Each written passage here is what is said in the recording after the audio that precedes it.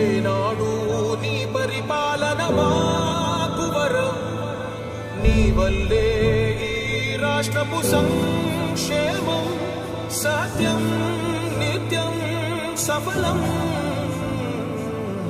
జనగణ మంగళ నాయకుడా, ఘనమగు చరితల నాయకుడా, పలుతరములు మము పరిపాలించర స్వామికుడా. నవయుగ మేధో సైనికుడా, సమయము తెలియని సేవకుడా, యువ నవ్యాంధ్రకు ప్రగతిని చూపర సాధకుడా, వైతాళికుడా.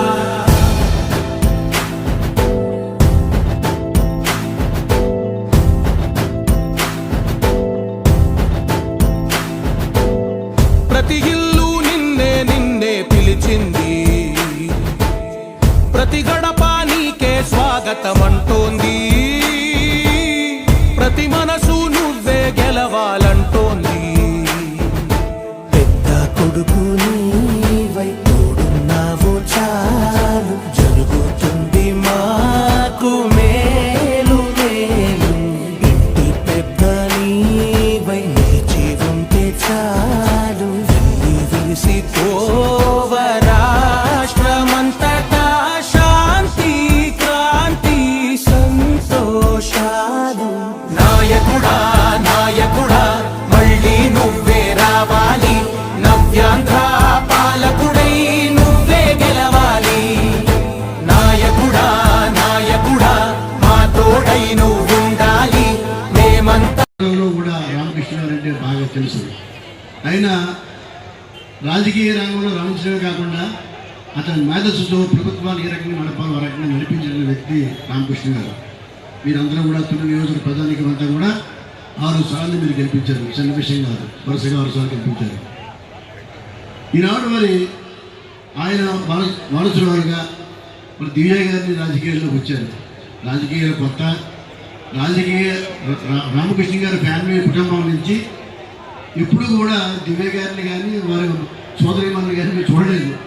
చిన్నతనంలో చూడడం తప్ప బయటికి రాదు ఎప్పుడు. నేను ఈనాడు మరి రాజకీయ రంగంలో మరి ఈనాడు పోటీ చేయడం కోసం మరి పార్టీ ఆదేశాల మేరకు ఈనాడు నాయక మరి రామకృష్ణ గారికి ఆశీస్సుల మేరకు దివ్య గారు మరి తొలి ప్రాంతానికి వచ్చారు. కానీ కొత్తగా వచ్చినటువంటి దివ్య గారు అందరితో బాగా చాలా కష్టపడి తిరిగారు. నాకు తెలిసిన విషయం చెప్తున్నాను మీకు. ప్రతి ఇంటికి తిరిగి అందరి మనల్లో బాగా పొందారు. రామకృష్ణ గారి సున్నితమైన మనసు దివ్య గారు. అటువంటి మంచి భావాలు ఆశయాలు ఉన్నటువంటి వ్యక్తి రామకృష్ణ గారు.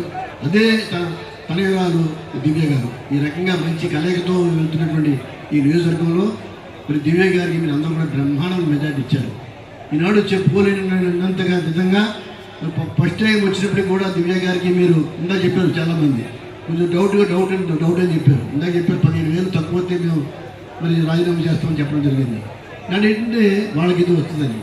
కానీ అటువంటి దానికి నేను చెప్పాను రామకృష్ణ గారికి 4 వారం రోజుల ముందు చెప్పాను, తప్పకుండా కూడా మంచి మెజార్టీతో గెలుస్తారని, తప్పకుండా గెలుస్తుంది దివ్య గారు అని చెప్పడం జరిగింది. అదే రకంగా మరి దివ్య గారు గెలిచారు. అసలు అమాయకుడు కాదు, ఇంకా తెలివైనటువంటి చదువుకున్నవాడే అమాయకుడి రాజకీయాల్లో. ఎంచేతంటే పేపర్ పట్టుకుని టీవీలు పట్టుకుని విమర్శిస్తారు తప్ప ఓట్లకి రావాలంటే చాలా కష్టపడతారు. నేనెందుకు లైన్లో నిలబడాలంటారు.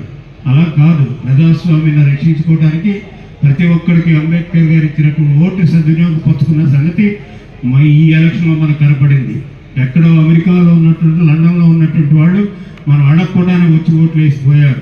మన నియోజకవర్గంలో కూడా చాలామంది ఒరిస్సాలో ఉన్నటువంటి వాళ్ళు, మిగతా రాష్ట్రాలు హైదరాబాద్లో ఉన్నటువంటి వాళ్ళు, వైజాగ్లో ఉన్నటువంటి వాళ్ళు మనం పిలవకుండానే వచ్చి ఓట్లు వేసిపోయారంటే దాని మనం విజయానికి ప్రధానమైనటువంటి కారణం అనేది కూడా మీకు ఈ సందర్భంగా మనం చేస్తున్నాం.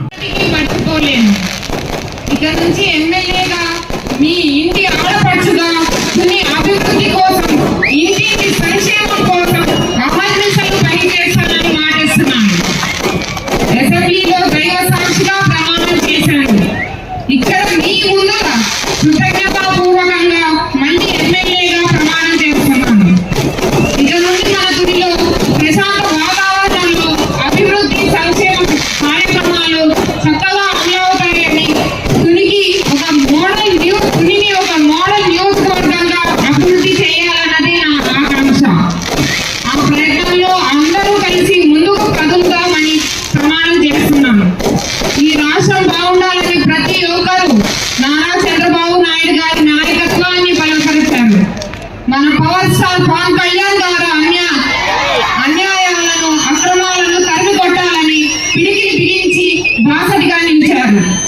దేశం బాగుండాలి, రాష్ట్రం బాగుండాలి, తుని నియోజకవర్గం బాగుండాలి. అందులో మనం పాలు పంచుకోవాలి. నా తొలి అడుగు మీ అందరి ఆశీర్వాదంతో పడింది. ఇక నుండి అభివృద్ధి, సంక్షేమం రెండు కళ్ళుగా ముందుకు సాగాలి. నా వెన్నంటే ఉండి నన్ను ఈ స్థాయికి తీసుకొచ్చిన నాన్నగారికి, తెలుగుదేశం కార్యకర్తలకు, అభిమానులకు నేనెల్లప్పుడూ రుణపడి ఉంటాను. ఇక నుండి అన్యాయం, అక్రమం, అహంకారం వంటివి తుని నియోజకవర్గంలో ఉండవు. ఇక్కడ ప్రజలే రాజులు, రారాజులు. వారి కోరిక మేరకే, చంద్రబాబు నాయుడు గారి ఆశయాల మేరకే మనం పనిచేయాలి. నా వెంట ఉండి నా ఈ తొలి ప్రయత్నంలో నాకు బాసటగా నిలిచిన వాళ్ళను నేనెప్పుడూ మర్చిపోను.